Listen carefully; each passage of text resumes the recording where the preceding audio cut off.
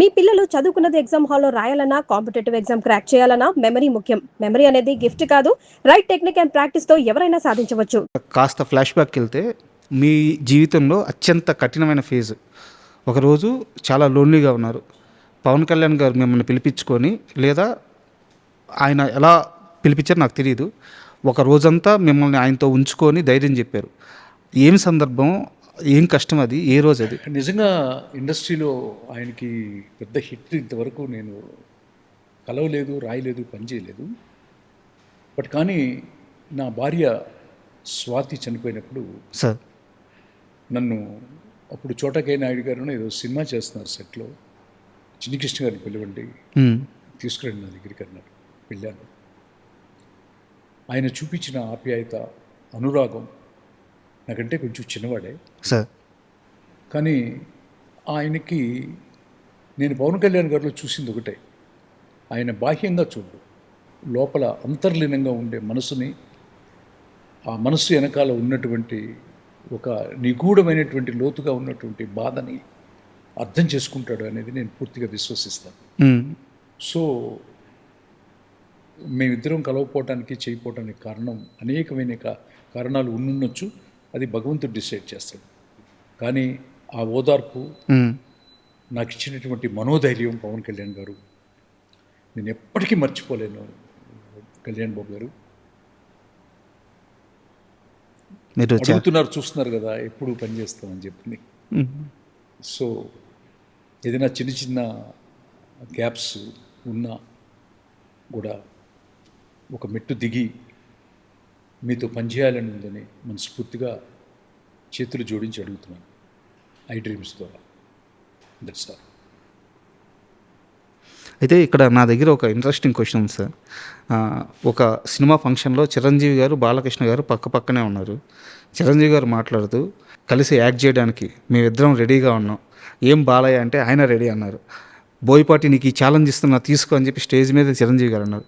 అని ఎవరన్నారు? చిరంజీవి గారు అన్నారు. నేను నా పేరు చెప్పాను, లేదు మీ బోయపాటి గారి పేరు చెప్పారు. అదే బోయపాటి గారు అంటే ఆయనకి చాలా బాగా గౌరవము, నమ్మకము ఉంటే తప్ప మనసులో నుంచి ఆ మాట రాదు కదా. ఓకే, అంత పెద్ద స్టేజీలో వాళ్ళిద్దరు కాంబినేషన్లో బోయపాటి గారు నాకు ఇష్టమైన డైరెక్టర్ కాబట్టి, నాకు ఇష్టమైన రచయిత కాబట్టి, ఆయన రాస్తే, ఆయన డైరెక్ట్ చేస్తే, వీళ్ళిద్దరు నటిస్తే ఎప్పుడు థియేటర్కి వెళ్ళి ఫస్ట్ ₹1,00,000 పెట్టి టికెట్ కొని చూడాలని నేను కూడా ఎదురు చూస్తున్నాను. ఈ మధ్య బాగా సెటైరికల్ మాటలు బాగా ఎక్కువ నేర్చుకున్నట్టున్నారు. లేదు, సెటైరికల్ కాదు కదా. ఇప్పుడు చిరంజీవి గారు మాట్లాడతాం, అది సెటైర్, అది సెటైర్, అది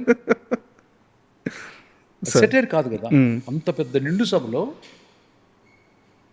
బాలకృష్ణ గారు రెడీ అన్నారు, నేను రెడీ, బోయపాటి నువ్వు రెడీ చేసుకో అది సెటైర్ అయితే నేను వేసింది కూడా సెటైర్ అవుతుంది. అది నిజమైనప్పుడు నేను ₹1,00,000 పెట్టి టికెట్ కొని వస్తానంత కూడా 100% కొని వస్తాను. That's all. మనం ఇండస్ట్రీ బాగుండాలని చూడాలి కదా. మీకు బోయపాటి మీద కోపం పోయిందా, ఇంకా ఉందా? కోపం ఎప్పుడు నాకు లేదు.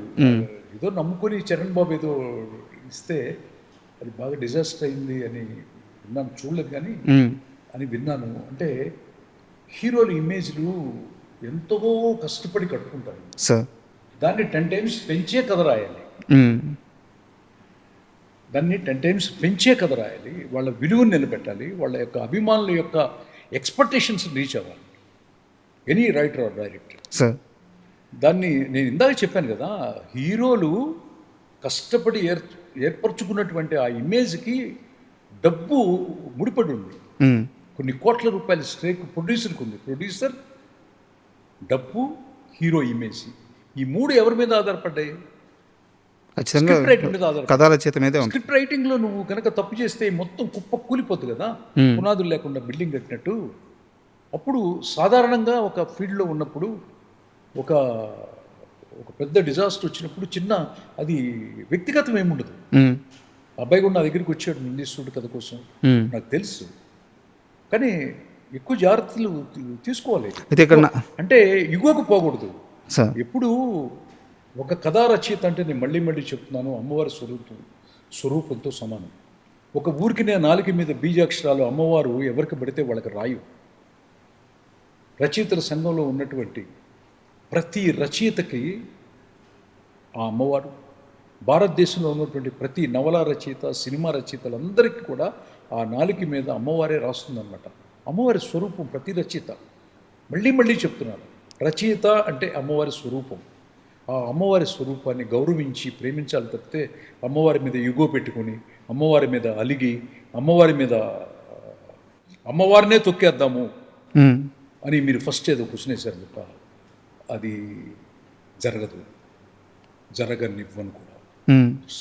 అయితే ఇక్కడ నా ప్రశ్న ఏంటంటే, చిన్ని కృష్ణకి ఉన్నంత టాలెంట్, చిన్ని కృష్ణకి ఉన్నంత సక్సెస్లు అందరికీ ఉండాలని రూల్ లేదు. సినిమా అన్నాక క్రియేటివ్ వర్క్ మధ్యలో ఫ్లాప్ రావచ్చు, హిట్ రావచ్చు. సరే మీకైతే అన్ని హిట్లు వచ్చినాయి.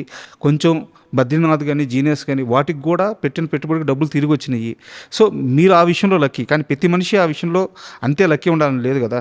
బోయపాటి గారు ఒక చిన్న ఫ్లాప్ దియంగానే చిన్ని కృష్ణ ఎందుకు గతంలో కానీ ఇప్పుడు కానీ ఇంతలా ఉన్న తీవ్రంగా విమర్శించాల్సిన అవసరం ఏముంది? మాట్లాడలేదే, బాగుండాలనే కోరుకుంటున్నాను. Please respect the script. మీకేమన్నా ఎక్స్పీరియన్స్ ఉందా? మీరు గౌరవించండి అంటున్నాను. మీకేమైనా ఎక్స్పీరియన్స్ ఉందా బోయపాటి గారితో? ఇలాంటి ఒక నాకేం ఎక్స్పీరియన్స్ మీ దగ్గరికి వచ్చి ఏదో కొంచెం చిన్న నందీశ్వరుడు కథ కోసం వచ్చారు అంతే. అక్కడ ఒక బ్యాడ్ ఎక్స్పీరియన్స్ ఏమైనా అయిందా? అదేం లేదు. Sir extraordinary, very good director అబ్బాయి, ఎమోషన్స్ బాగా తీస్తాడు సార్.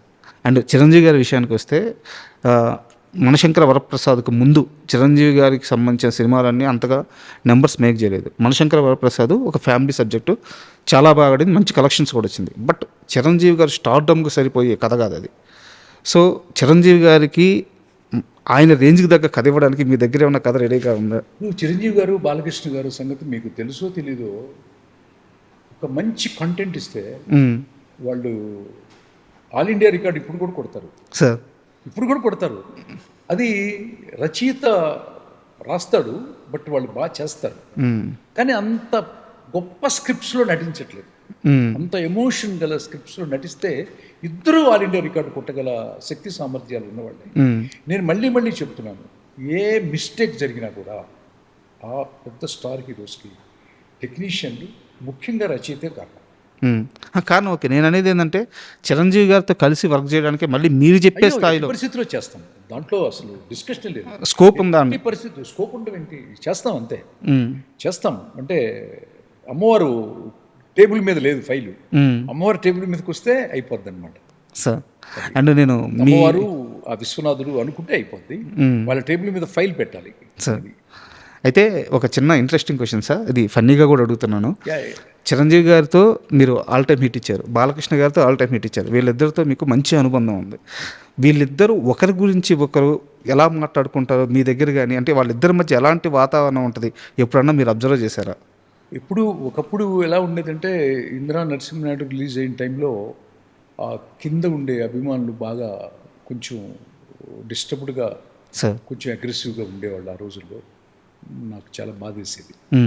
ఎందుకంటే నా పుట్టినరోజుకి దాదాపు ఒక కంటిన్యూస్గా ఒక 5 years బాలకృష్ణ గారు, చిరంజీవి గారు ఇద్దరు వచ్చేవాళ్ళు నా పుట్టినరోజుకి.